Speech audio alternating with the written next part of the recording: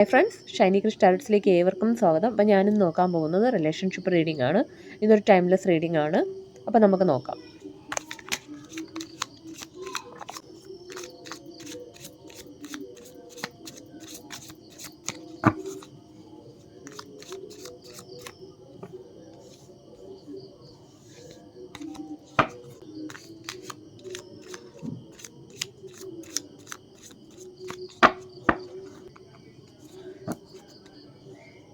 First, Eight of Swords, Queen of Cups,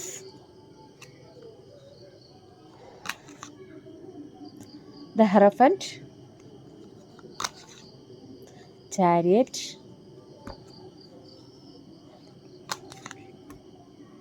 Six of Swords, King of Cups, king of sorts, bottom വന്നിരിക്കുന്ന 4 of pentacles ആണ്. അപ്പോൾ first ഇവിടെ കാണുന്നത് നിങ്ങൾക്കിപ്പോൾ ഈ ബന്ധം, ഈ വ്യക്തിയെല്ലാം ഒരു അഡിഷനായിട്ട് മാറിയിട്ടുണ്ട്. അതായത് നിങ്ങൾക്ക് അവിടെ നിന്ന് എത്ര ഇപ്പോൾ പ്രശ്നങ്ങളോ വഴക്കോ കോൺഫ്ലിക്റ്റ് എന്തൊക്കെ വന്നാൽ പോലും അവിടെ നിന്ന് ദുഃഖം മാത്രം കിട്ടില്ല, എനിക്ക് റെസ്പെക്റ്റ് ഇല്ല, എന്നെ വാല്യൂ ചെയ്യുന്നില്ല, എന്നെ ചൂസ് ചെയ്യുന്നില്ല എന്നൊക്കെ നിങ്ങൾ നിന്നാൽ പോലും, അങ്ങനത്തെ സിറ്റുവേഷൻസിലൂടെയൊക്കെ നിങ്ങൾ കടന്നു പോയാൽ പോലും നിങ്ങൾക്ക് ഈ ബന്ധമോ ഈ വ്യക്തിയെയോ വിട്ടു പോകാൻ കഴിയില്ല എന്നാണ് നിങ്ങൾ ചിന്തിക്കുന്നത്. കാരണം നിങ്ങൾ അത്രമേൽ നിങ്ങൾ അവരിൽ അഡിഷൻ ആയിട്ടുണ്ട്, നിങ്ങൾ അവരെ സ്നേഹിക്കുന്നുണ്ട്. അവരില്ലാതെ നിങ്ങൾക്ക് പറ്റില്ല. അവരെ വിട്ടൊരു ജീവിതത്തെക്കുറിച്ച് നിങ്ങൾക്ക് ചിന്തിക്കാനേ കഴിയില്ല. ആ വ്യക്തി എന്തൊക്കെ ചെയ്താലും ആ വ്യക്തിയെ എനിക്ക് മറക്കാനോ ആ വ്യക്തിയെ വിട്ട് എനിക്ക് ജീവിക്കാനോ കഴിയുന്നില്ല എന്ന ഒരു എനർജിയിലാണ് നിങ്ങൾ ഇരിക്കുന്നത്. ക്യൂൻ ഓഫ് കപ്സ് വന്നിട്ടുണ്ട്.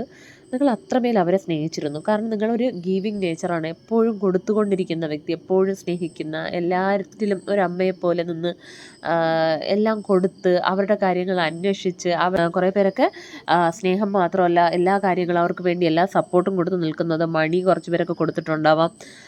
എല്ലാവിധ അവർക്കൊരു സങ്കടം വന്നാൽ കൂടെ നിന്ന് അവരെ എൻകറേജ് ചെയ്ത് അവരെ മോട്ടിവേറ്റ് ചെയ്ത് അവർക്ക് അത്രയും ഒരു ഹീലിംഗ് കൊടുത്ത്, എല്ലാറ്റിലുപരി ഹീലിംഗ് ആണ് നമ്മുടെ ജീവിതത്തിൽ ഏറ്റവും പ്രധാനം. അങ്ങനെ നിങ്ങൾ ഒരു കൊടുക്കുന്ന വ്യക്തിയാണ്.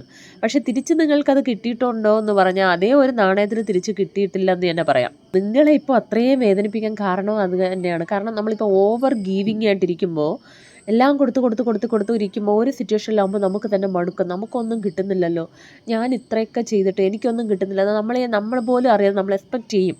അപ്പോൾ അവിടെ നിന്നാണ് നമ്മൾ എക്സ്പെക്റ്റ് ചെയ്യുന്ന കാര്യങ്ങൾ ഒട്ടും കിട്ടാതെ ആകുമ്പോൾ നമുക്ക് അത്ര സങ്കടം തരും ആ കാര്യങ്ങൾ. ഈ ബന്ധമോ ഈ വ്യക്തിയെ വിട്ട് നിങ്ങൾക്ക് പോകാനും കഴിയുന്നില്ല. പക്ഷേ നിങ്ങൾക്കത് ഒരു സങ്കടമായിട്ട് മാറിയിരിക്കുന്നു.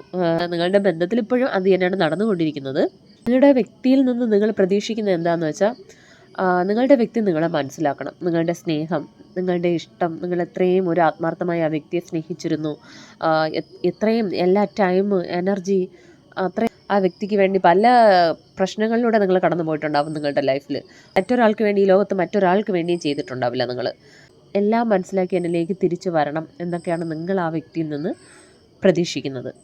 ആ വ്യക്തി എന്താണ് പ്രതീക്ഷിക്കുന്നതെന്ന് വെച്ചാൽ, ആ വ്യക്തിയും ആഗ്രഹിക്കുന്നുണ്ട് ഈ ബന്ധത്തിന് ഒരു ഗ്രോത്ത് ഉണ്ടാവണം, ഈ ബന്ധം കണ്ടിന്യൂ ആയി മുന്നോട്ട് പോകണം, നല്ല രീതിയിൽ പോകണമെന്ന് ആ വ്യക്തി ആഗ്രഹിക്കുന്നുണ്ട്.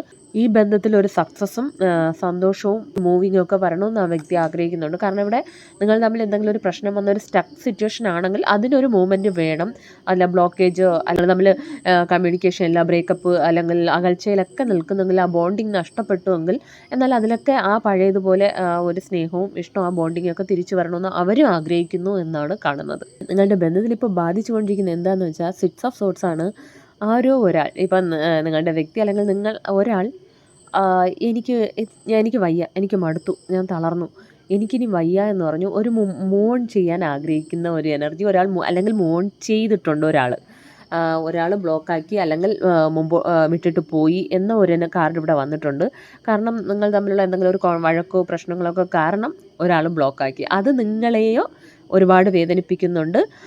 അതുമല്ലെങ്കിൽ നിങ്ങൾ എനിക്കിനി വയ്യ എന്ന് പറഞ്ഞ് നിങ്ങൾ വിട്ടു പോയിട്ടുണ്ടെങ്കിൽ തന്നെ നിങ്ങൾ ബ്ലോക്ക് ആക്കിയാലും ഇല്ല ആ വ്യക്തി ബ്ലോക്ക് ആക്കിയാലും ഉള്ളിൻ്റെ ഉള്ളിൽ നിങ്ങൾ അത്രയും സ്നേഹിച്ചത് കൊണ്ട് തന്നെ ഒരു സമയം അത്രയും സന്തോഷമായിട്ട് ഇരുന്നത് കൊണ്ട് തന്നെ രണ്ടുപേർക്കും ഇത് ദുഃഖമാണ്.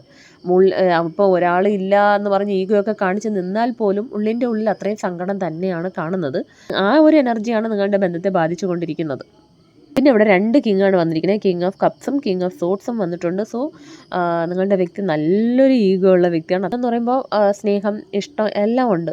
ലൈഫ് ലോങ് കൊണ്ടുപോകണം, ഒരു മാരേജ്, ഒരു കമ്മിറ്റ്മെൻ്റ് ഒക്കെ തന്നു നിൽക്കുന്ന ഒരു വ്യക്തിയായിരിക്കാം. അല്ലെങ്കിൽ അങ്ങനെ ഒരു ബന്ധം തന്നെയായിരുന്നു. അങ്ങനെയാണ് അവരും ആഗ്രഹിക്കുന്നത്, നിങ്ങളും ആഗ്രഹിക്കുന്നത്.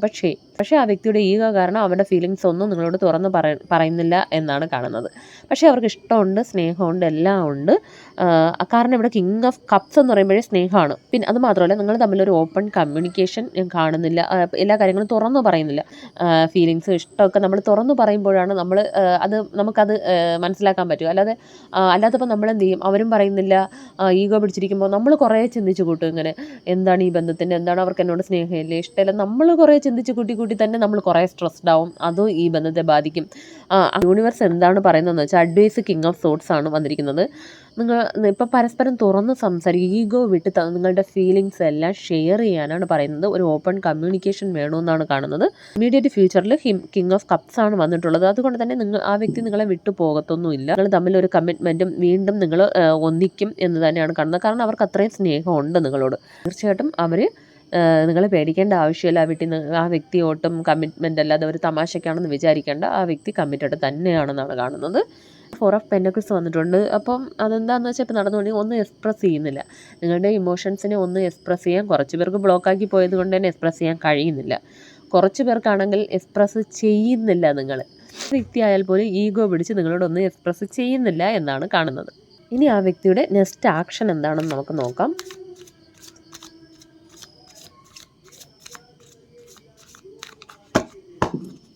വ്യക്തിയുടെ നെക്സ്റ്റ് ആക്ഷൻ 2 ഓഫ് പെൻറ്റക്കിൾസ് വന്നിട്ടുണ്ട്.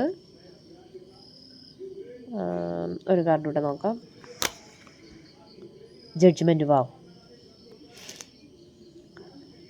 ഇവിടെ 4 ഓഫ് വാൺസും വന്നിട്ടുണ്ട്. സോ നെക്സ്റ്റ് ആക്ഷനിൽ 2 ഓഫ് പെൻറ്റക്കിൾസ് വന്നിട്ടുണ്ട്. നിങ്ങളുടെ ലൈഫിൽ എന്തെങ്കിലും ഒരു തേർഡ് പാർട്ടി സിറ്റുവേഷൻ ഉണ്ടെങ്കിൽ, അല്ലെങ്കിൽ തേർഡ് പാർട്ടി എന്ന് പറയുമ്പോൾ ഫാമിലി, ഫ്രണ്ട്സ് ആരും ആവാം, അല്ലെങ്കിൽ നിങ്ങൾക്ക് ഒരു സിറ്റുവേഷൻസിൽ പെട്ട് നിൽക്കുന്നത് കൂടെ ആവാം. ഒരു സിറ്റുവേഷൻസ് നിങ്ങളെ ഇങ്ങനെ ചൂസ് ചെയ്യാതെ രണ്ടിനെ ബാലൻസ് ചെയ്യാൻ ശ്രമിക്കുന്നത് കൊണ്ടായിരിക്കാം.